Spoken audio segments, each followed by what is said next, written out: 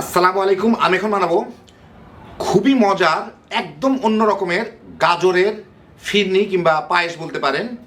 এর রান্নাটা সম্পূর্ণ অন্য ধরনের এবং স্বাদটা মুখে লেগে থাকার মতো। একবার এইভাবে বানাইলে আর বোধহয় আপনারা নর্মাল পদ্ধতিতে কেউ আর গাজরের পায়েস বানাবেন না। এতে দুধ ফেটে যাওয়ারও কোনো সম্ভাবনা নাই। তৈরি করা খুবই সহজ, সময়ও খুব কম লাগে। তো আসেন দেখি শুরু করা যাক। এখানে আমি আধা কাপ পোলাও চালের খুদ নিছি। এটা পোলাও চালই নেওয়া যাইতো, কিন্তু খুদের দাম পোলাও চালের অর্ধেক দেখে আমি খুদটা নিলাম। আপনাদের কাছে খুদ না থাকলে পোলাও চাল নেবেন আধা কাপ। আর অনেকে জিজ্ঞেস করবেন খুদগুলা কোথায় পাওয়া যায়। খুদগুলো আজকাল যে কোনো বাজারের বড় মুদি দোকানগুলোতে জিজ্ঞেস করলেই হবে পোলাও চাল খুদ আছে নাকি, ওটা পাবেন। এটার দাম পোলাও চালের অর্ধেক, 50-60 টাকা করে কেজি। তো আমি এখানে সেই জন্য আধা কাপ খুদ নিলাম। না থাকলে আপনারা পোলাও চাল নিয়ে নেবেন। এর সাথে আমি আধা কাপ দুধ মিশাবো। দুধ মিশিয়ে এটাকে ঘন্টাখানেক রেখে দিব যাতে চালটা একটু নরম হয়, মানে খুদটা একটু নরম হয়। তারপর এটাকে আমি ফাইন করে ব্লেন্ড করে নিব, একদম মিহিন করে, না হলে পিষে নিতে হবে। আমি কিছু গাজর গ্রেট করে নিব। এই যে আমাদের গ্রেটার যে জিনিসটা আছে এর চিকন দিকটা দিয়ে আমি এগুলো ধুয়ে নিছি। আপনারা কেউ চাইলে ইচ্ছা করলে উপরে চেষেও নিতে পারেন, নাও নিতে পারেন। আমার চাষবো না, আমার চাষের দরকার নাই।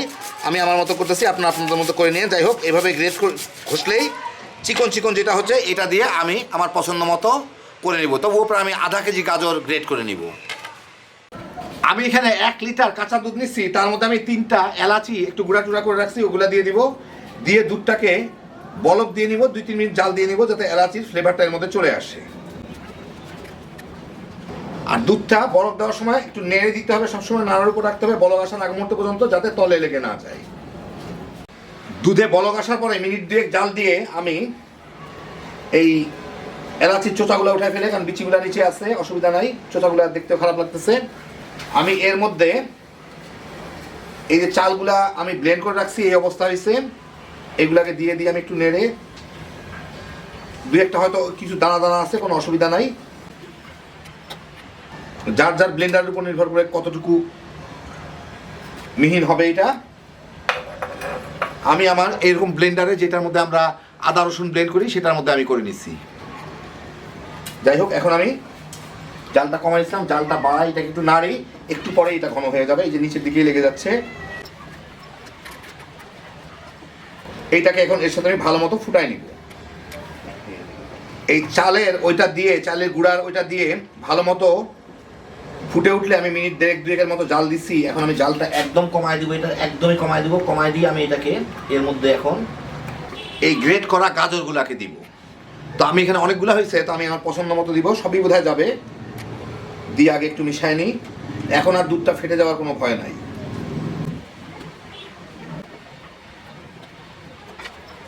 গাজরগুলো একটু পানি ছাড়তে পারে, পানি ছাড়ে একটু পানি পানি হবে, ভিজা ভিজা হবে। এখন যেরকম ঘন আসতেছে ওরকম থাকবে না, ওইটা হইলেই ভালো। এটাকে আমি হালকা আঁচে রাখছি, হালকা আঁচে রেখে এখন এটাকে একটু পরেই ফুটে উঠবে। আমি একটু ফুটা পর্যন্ত অপেক্ষা করব, তারপরে 5-6 মিনিট জাল দিব যাতে গাজরগুলা সিদ্ধ হয়। এই হালকা আঁচেই, খুবই কম আঁচে আমি রাখছি। আমি এখানে আধা কেজি গাজর গ্রেট করছিলাম, পুরাটা দিলাম না, আমার 4 ভাগের 3 ভাগ দিলাম, আর 4 ভাগের 1 ভাগ রয়ে গেল, ওটা আর লাগলো না। 6-7 মিনিট একদম কম আঁচে, কম ফ্লেমে জাল দিছি। দেখেন কোনো মতে ফুটতেছে, এর মধ্যে আবার গাজরটা একটু পানিও ছাড়ছে, গাজরটা সিদ্ধ হয়ে গেছে। এখন আমি এর মধ্যে দিব হচ্ছে চিনি 1 কাপ, প্রায় আধা চামচ, মানে 2-3 ফোঁটা কেওড়া জল আর কি, 2-3 ফোঁটার থেকে বেশি পড়তে পারে, আধা চামচের বেশি না। বাস 4-5 ফোঁটা দিলাম, একটু মুখটা খুলে চাপ দিলেই হইলো। এখন এটাকে মিশায় একটু জাল দিব। চিনিটা দিলে আর একটু পানি পানি হয়ে যাবে, চিনিটা গলে।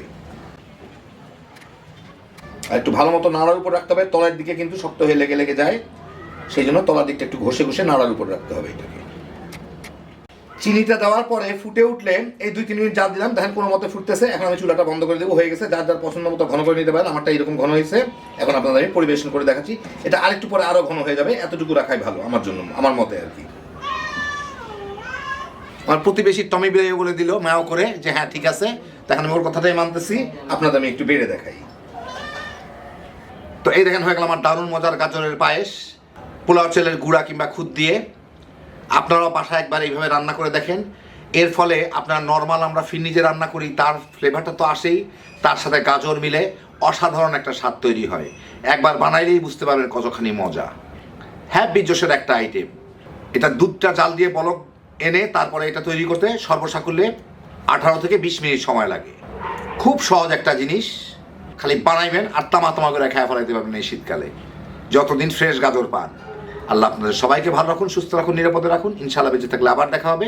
আল্লাহ হাফিজ।